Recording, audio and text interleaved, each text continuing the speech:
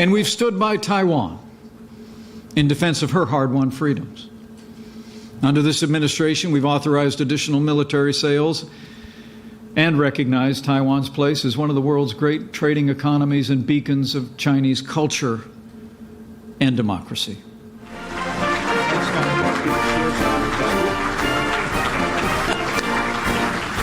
And to make it clear to Beijing that no nation has a right to claim the maritime commons as territorial seas, the United States in the last year has increased the tempo and scope of our freedom of navigation operations and strengthened our military presence across the Indo-Pacific. To uphold the values of freedom-loving people everywhere, we've also called out the Chinese Communist Party for suppressing freedom of religion of the Chinese people. Millions of ethnic and religious minorities in China are struggling against the party's efforts to eradicate their religious and cultural identities. The Communist Party in China has arrested Christian pastors, banned the sale of Bibles, demolished churches, and imprisoned more than 1 million Muslim Uyghurs. We've held Beijing accountable for its treatment of Muslim minorities in Xinjiang when just last month President Trump imposed visa restrictions on Chinese Communist Party officials, as well as sanctions on 20 Chinese public security bureaus and 8 Chinese companies for their complicity in the persecution of Uyghurs and other Chinese Muslims.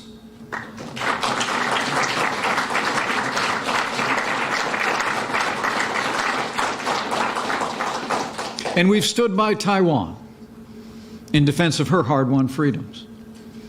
Under this administration, we've authorized additional military sales and recognized Taiwan's place as one of the world's great trading economies and beacons of Chinese culture and democracy.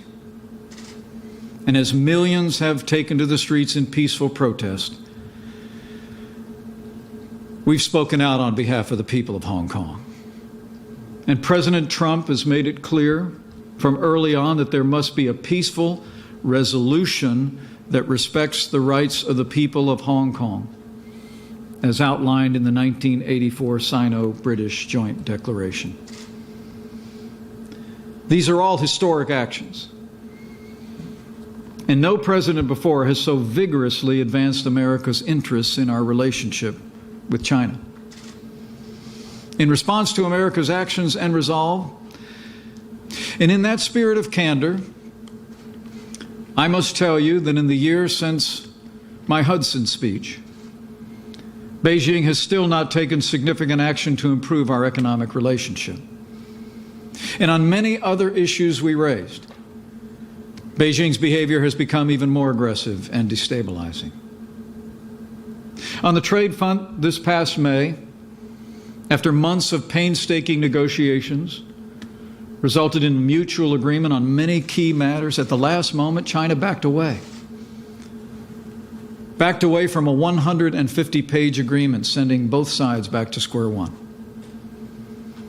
Now, President Trump still believes Beijing wants to make a deal, and we welcome the support for American agriculture in the new Phase 1 agreement, and hope it can be signed soon at the APEC summit in Chile this week.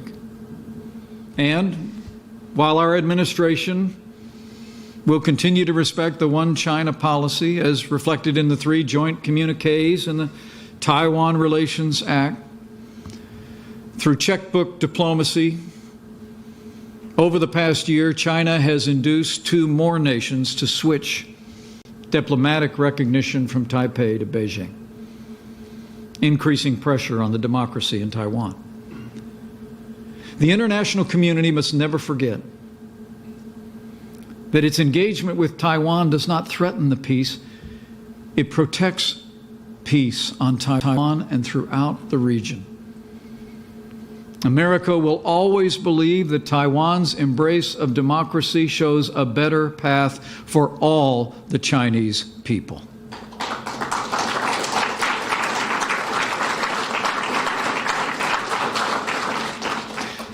But nothing in the past year has put on display the Chinese Communist Party's antipathy to liberty so much as the unrest in Hong Kong. Hong Kong has served as an important gateway between China and the wider world for 150 years.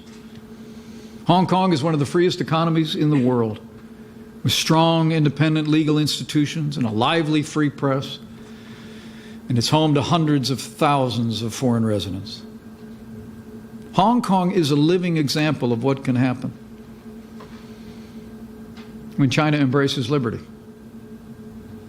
And yet, for the last few years, Beijing has increased its interventions in Hong Kong and engaged in actions to curtail the rights and liberties of its people.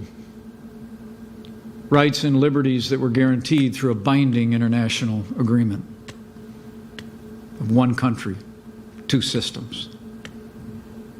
But President Trump has been clear. As he said in his words, the United States stands for liberty.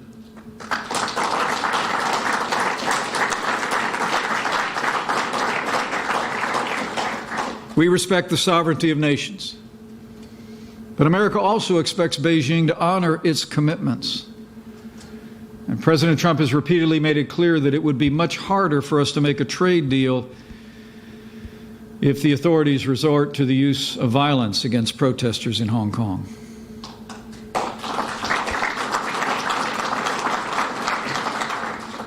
Since then, I'm pleased to observe that Hong Kong authorities have withdrawn the extradition bill that sparked the protests in the first place, and Beijing has shown some restraint. In the days ahead, I can assure you, the United States will continue to urge China to show restraint, to honor its commitments, and respect the people of Hong Kong. To the millions in Hong Kong who have been peacefully demonstrating to protect your rights these past months, we stand with you.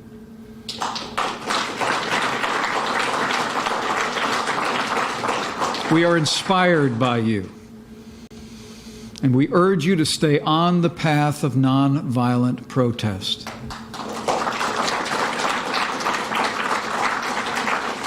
But know that you have the prayers and the admiration of millions of Americans.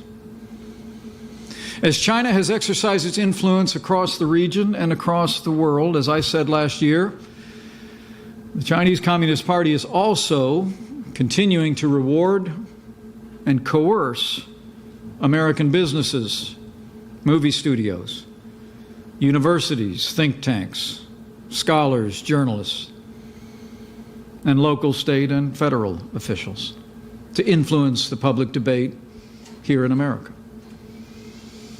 Today, China is not only exporting hundreds of billions of dollars in unfairly traded goods to the United States, but lately, China has also been trying to export censorship,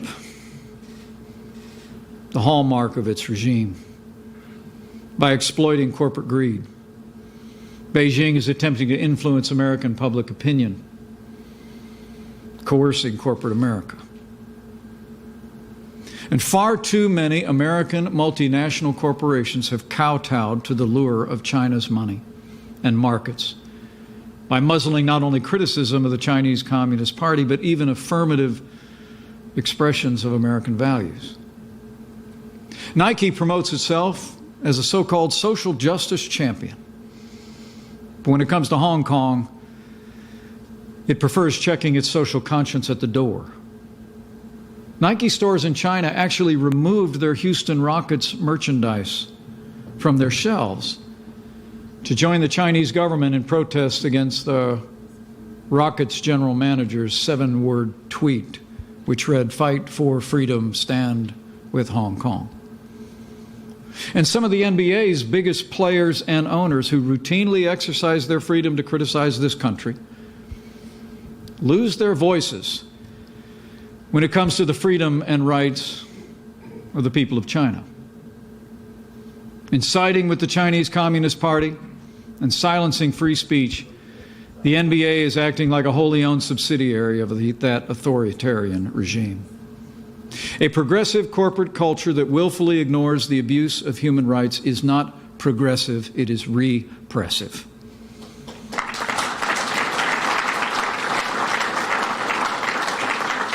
When American corporations, professional sports, pro athletes embrace censorship, it's not just wrong, it's un-American. American corporations should stand up for American values here at home and around the world.